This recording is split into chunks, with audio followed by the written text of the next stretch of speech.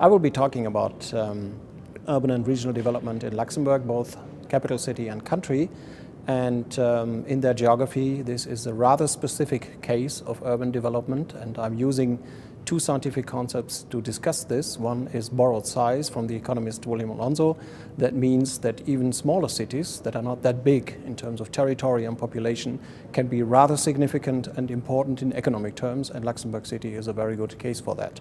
And the other concept is flawed urbanization. That means that there is a mismatch between the speed and the pressure of development and the provision of infrastructure, of urbanity, of housing, etc. And this is also indicative for Luxembourg and calls for action.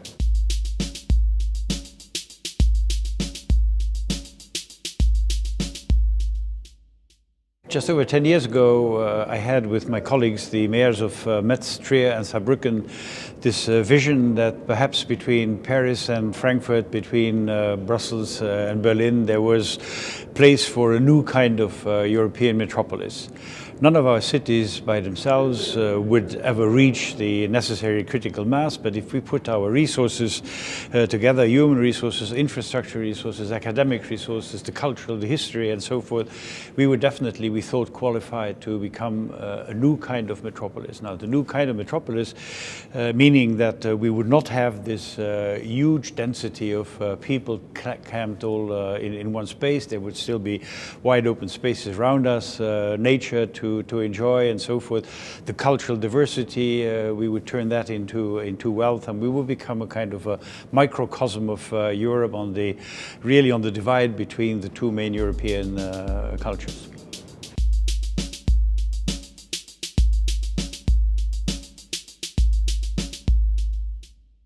First of all, I insisted on the specific role occupied by Luxembourg within the Great Region area, because Luxembourg is not only at the middle of the Great Region area, but it also plays a very important economic role, and you could say it's a job motor of this Great Region area.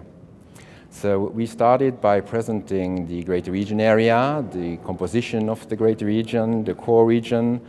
We had some key factors and figures about what the Great Region is. We tackled the cross-border work. You could say border work is a cement which takes together the Great Region area. After that, we asked the question, what's the Great Region in fact? So it's a paradise for cross-border consumption. It's a promising economic market. It's also an extraordinary cooperation space. And we presented different cooperation institutions, cooperation actors, and we insisted also on the weaknesses of these institutions. After that, I had some personal observation what's about cross-border cooperation within this area, because it's quite hard to put in place a systematic cross-border cooperation.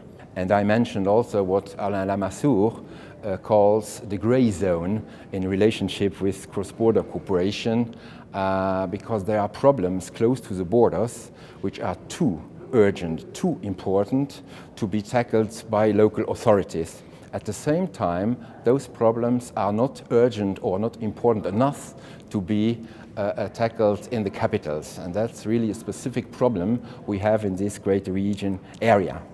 I think that for Luxembourg, cross-border cooperation is not only a question of choice, but it's really a question of surviving.